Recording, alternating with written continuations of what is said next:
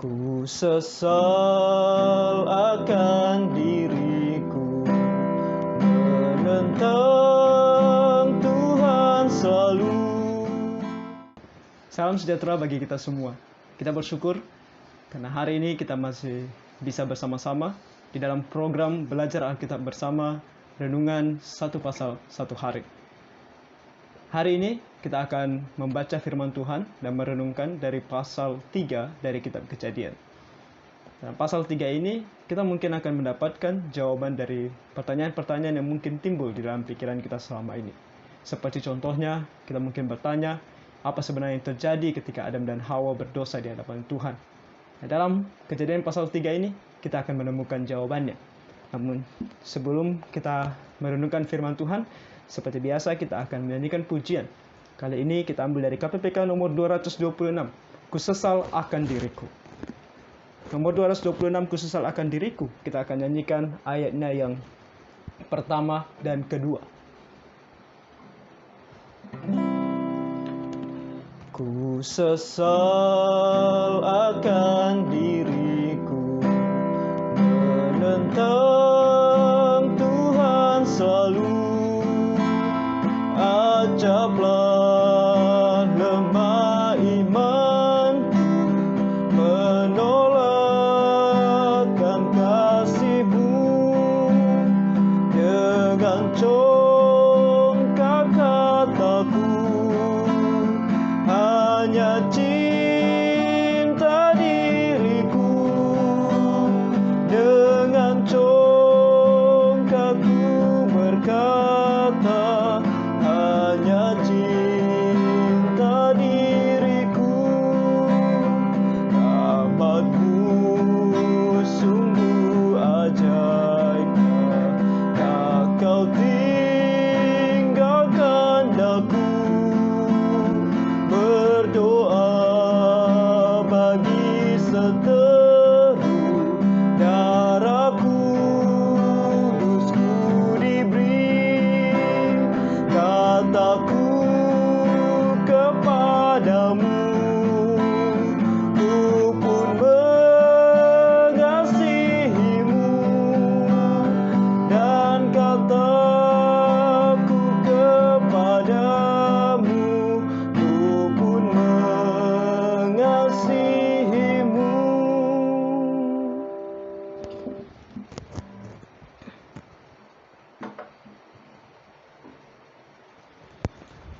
Sebuah lagu pujian yang sungguh menggambarkan tentang kita kepada Tuhan, tapi bagaimana Tuhan terhadap kita.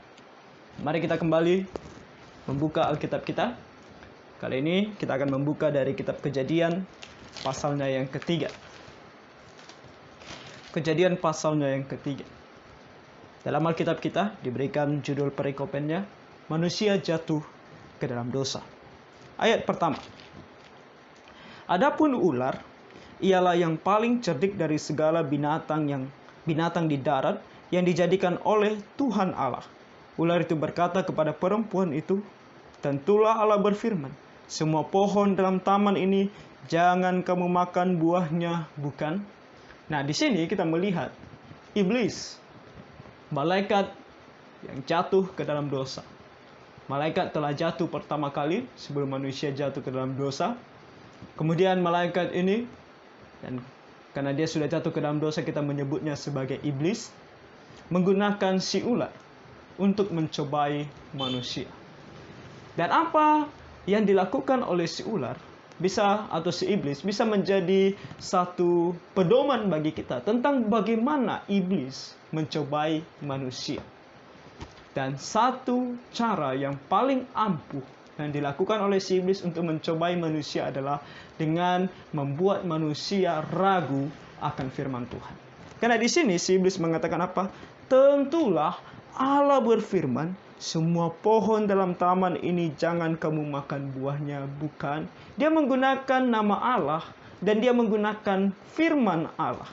Tetapi tidak mengatakan yang sebenarnya, melainkan mengubah firman Tuhan sehingga menimbulkan rasa ragu di dalam hati setiap manusia. Dan kali ini kepada Hawa. Kenapa? Kalau kita membaca kembali pasal 2 ayat 16, Kita melihat di sana bahwa perintah Tuhan adalah semua pohon dalam taman ini boleh kau makan buahnya dengan bebas. Jadi perintah kepada Adam dan Hawa adalah semua buah dari pohon yang ada di taman itu boleh dimakan. Tetapi si iblis mengubahnya dengan mengatakan semua pohon dalam taman ini jangan kamu makan. Oke, itulah trik dari si iblis. Makanya sering kita melihat godaan si iblis, dia mengubah firman Tuhan. Kemudian cara bagi manusia bisa jatuh ke dalam dosa yang paling ampuh adalah ketika dia tidak mengerti, tidak menghafal, tidak mengingat firman Tuhan dengan baik dan benar. Karena di sini kita lihat dalam ayat kedua, lalu sahut perempuan itu kepada ular itu, buah pohon-pohonan dalam taman ini boleh kami makan, tetapi tentang buah pohon yang ada di tengah-tengah taman, Allah berfirman, jangan kamu makan ataupun raba buah itu, nanti kamu mati. Di awal sudah benar, semua buah di dalam taman itu boleh dimakan. Tetapi di akhir agak sedikit berbeda. Karena si perempuan menambahkan dari apa yang Tuhan perintahkan. Tuhan perintahkan hanya jangan makan, ayat 17 dari pasal 2. Tetapi pohon pengetahuan tentang yang baik dan yang jahat itu, janganlah kau makan buahnya, sebab pada hari engkau memakannya pastilah engkau mati. Tetapi si perempuan menambahkan. Dia bilang apa? Bukan hanya tidak boleh dimakan, tetapi dia bilang apa? Ataupun raba. Jadi tidak boleh diraba juga. Di sini kita melihat bahwa si perempuan atau si Hawa di sini tidak terlalu memahami, tidak terlalu menghafal atau tidak terlalu yakin dengan apa yang dikatakan oleh firman Tuhan. Hanya dilihat, hanya dimakan saja kah? Atau mungkin juga jangan diraba. Jadi ketika ada keraguan-raguan akan firman Tuhan, disitulah si iblis akan terus menyerang dan membuat kita jatuh. Karena di sini si iblis berkata kepada si perempuan, tetapi ular itu berkata kepada perempuan itu, sekali-kali kamu tidak akan mati. Tetapi Allah mengetahui bahwa pada waktu kamu memakannya, matamu akan terbuka dan kamu akan menjadi seperti Allah, tahu tentang yang baik dan yang jahat. Jadi si iblis sekarang tahu bahwa si perempuan kurang memahami firman Tuhan. Jadi sekarang dia bilang apa? Sekali-kali kamu tidak akan mati. Tetapi kamu akan tahu tentang yang baik dan yang jahat. Sama seperti Allah. Nah, ketika si iblis mengatakan sama seperti Allah, ada dua perspektif yang bisa timbul. Yaitu apakah sama seperti Allah sang pencipta, atau sama seperti Allah kecil, atau Allah dengan huruf kecil, yang tertuju kepada si iblis sendiri, orang-orang berdosa, atau berhala-berhala yang dianggap sebagai Allah, tetapi bukan Allah.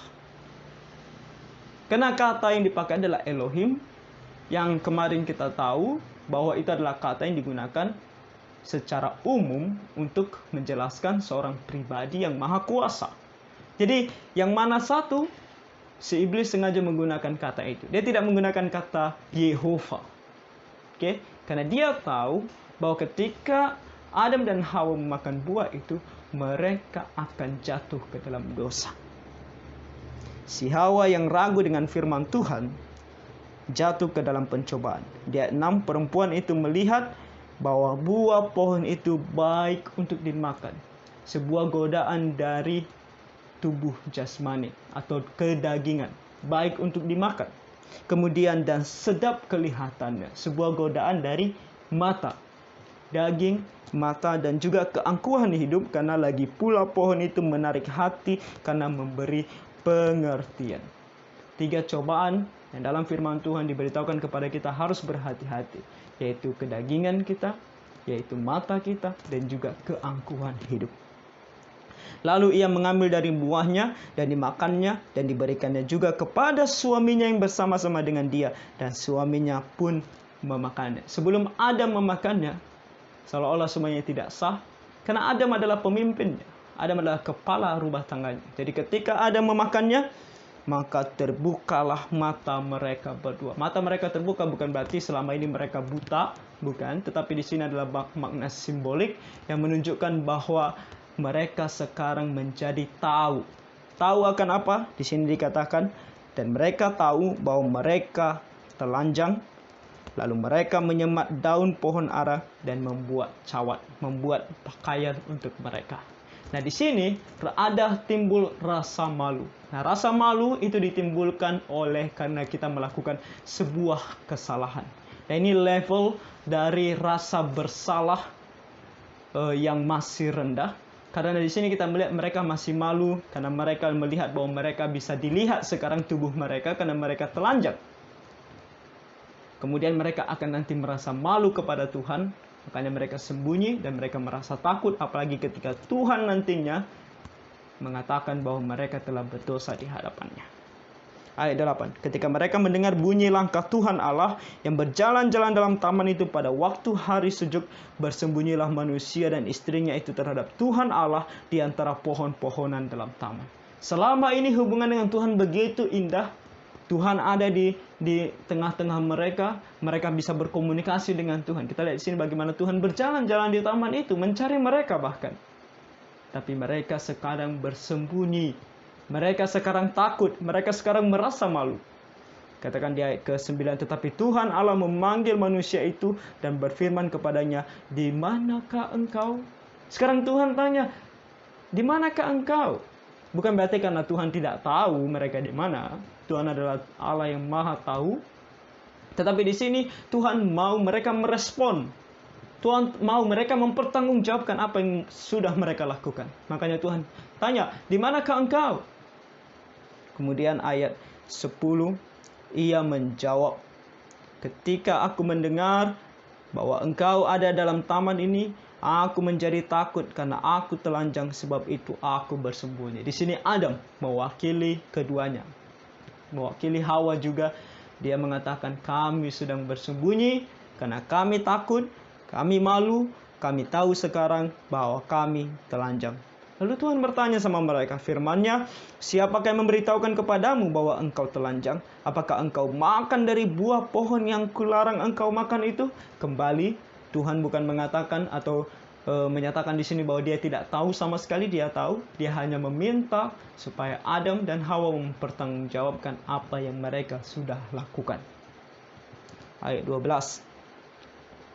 Sekarang mereka menjadi sangat takut. Sekarang mereka mencoba mencari alasan. Mencari alasan. Dan mereka mulai menuduh satu dengan yang lainnya. Manusia itu menjawab, perempuan yang kau tempatkan di sisiku, dialah yang memberi dari buah pohon itu kepadaku, maka aku makan. Si Adam menuduh si Hawa. Dia yang sudah berikan kepadaku, maka aku makan. Kemudian berfirmanlah Tuhan Allah kepada perempuan itu, apakah yang telah kau perbuat ini? Jawab perempuan itu, ular itu yang memperdayakan aku, maka aku makan. Sekarang si perempuan menyalahkan si ular. Tapi karena si ular tidak bisa menyalahkan siapa-siapa, karena dia dipengaruhi oleh si iblis, lalu berfirmanlah Tuhan Allah kepada ular itu, karena engkau berbuat demikian, terkutuklah engkau di antara segala ternak dan di antara segala binatang hutan. Dengan perutmu lah engkau akan menjalar, dan debu tanahlah akan kau makan seumur hidupmu. Jadi kalau hari ini kita bertanya kenapa ular tidak memiliki kaki? Nah ini. Jadi walaupun dia digunakan oleh si iblis, bukan berarti dia terlepas dari hukuman Allah. Allah menghukum dia sehingga dia tidak mempunyai kaki, sehingga dia berjalan dengan perutnya. Ayat 15, aku akan mengadakan permusuhan antara engkau dan perempuan ini, antara keturunanmu dan keturunannya. Keturunannya akan meremukkan kepalamu, dan engkau akan meremukkan tumitnya. Nah, ayat 15 ini adalah ayat yang sering dikatakan sebagai proto-evangelium. Proto-evangelium, artinya kabar baik yang pertama. Sesaat setelah Adam dan Hawa jatuh ke dalam dosa, dan mereka pasti akan mati, Tuhan langsung menyatakan kepada mereka ada kabar baik. Kabar baiknya adalah bahwa si ular, atau sekarang secara makna simbolik bagi si iblis, akan meremukkan tumitnya. Artinya dia akan membawa banyak orang jatuh ke dalam dosa. Bahkan semua orang, oleh karena Adam dan Hawa telah berdosa. Dan sebagian dari banyak orang yang ada di dunia ini akan ikut bersama-sama dengan dia dihukum di dalam api neraka. Tetapi akan ada keturunan dari si perempuan. Dan keturunan di sini tunggal, hanya satu orang, dan itu tertuju kepada Tuhan Yesus. Kalau kita terus membaca Alkitab, kita akan melihat kaitannya. Dari keturunan si perempuan ini akan muncul satu orang yang akan meremukkan kepala si ular, yang akan mengalahkan maut. Oke, Tuhan Yesus sendiri. Ayat 16. Firman-Nya kepada perempuan itu, susah payahmu waktu mengandung akan kubuat sangat banyak, dengan kesakitan engkau akan melahirkan anakmu, namun engkau akan berahi kepada suamimu dan ia akan berkuasa atasmu. Jadi untuk si perempuan, kamu akan susah di dalam mengandung dan melahirkan. Dan itu terjadi kepada semua perempuan mulai dari Hawa sampai hari ini dan sampai Tuhan Yesus datang kembali. Sampai pada akhir jam. Semua perempuan yang hidup, kalau dia mengandung dan melahirkan, akan bersusah payah. Nah, berahi kepada suaminya di sini adalah salah satu cara untuk mengungkapkan bagaimana si perempuan akan mau mengepalai atau mau menjadi seorang yang memimpin, bahkan memimpin suaminya. Nah, itu adalah sifat berdosa yang dimiliki oleh si perempuan ketika dia jatuh ke dalam dosa. Tetapi apa? Tapi si suami, si laki-laki akan berkuasa atas dia. Ayat 17, lalu firman-Nya kepada manusia itu, karena engkau mendengarkan perkataan istrimu dan memakan dari buah pohon yang telah kuperintahkan kepadamu, jangan makan daripadanya, maka terkutuklah tanah karena engkau, dengan bersusah payah engkau akan mencari rezekimu dari tanah seumur hidup. Jadi hukuman untuk si laki-laki, si Adam, mewakili semua laki-laki yang ada di dalam dunia ini, adalah bersusah payah di dalam mencari nafkah. Makanya sampai hari ini kita laki-laki harus bekerja keras untuk mendapatkan sesuap nasi. Ayat 18, semak duri dan rumput duri yang akan dihasilkannya bagimu, dan tumbuh-tumbuhan di padang akan mencari makananmu. Tanah sekarang dikutuk, yang dulunya tidak ada semak berduri, sekarang oleh karena dosa, tanah akan menumbuhkan semak duri. Dengan berpeluh engkau akan mencari makananmu sampai engkau kembali lagi menjadi tanah, karena dari situlah engkau diambil, sebab engkau debu dan engkau akan kembali menjadi debu. Engkau pasti akan mati. Kematian secara rohani, yaitu hubungan dengan Allah terputus, dan kematian secara jasmani, kembali menjadi debu. Dan tentunya firman Tuhan juga akan menjelaskan kepada kita ada kematian yang ketiga, yaitu kematian kekal di dalam api neraka. Tapi kita melihat di sini bahwa Tuhan begitu mengasihi manusia. Sesaat setelah dia jatuh ke dalam dosa, tadi di ayat 15, Tuhan langsung memberikan jalan keluar. Percaya kepada seorang dari keturunan si perempuan yang akan meremukkan kepala si ular, yaitu Tuhan Yesus sendiri. Jadi kalau Adam dan Hawa percaya kepada Tuhan Yesus yang akan datang, yang akan datang ke dalam dunia untuk meremukkan kepala si ular, mereka pasti akan selamat. Kalau kita yang hidup setelah Tuhan Yesus disalibkan, kita percaya kepada Tuhan Yesus yang telah datang.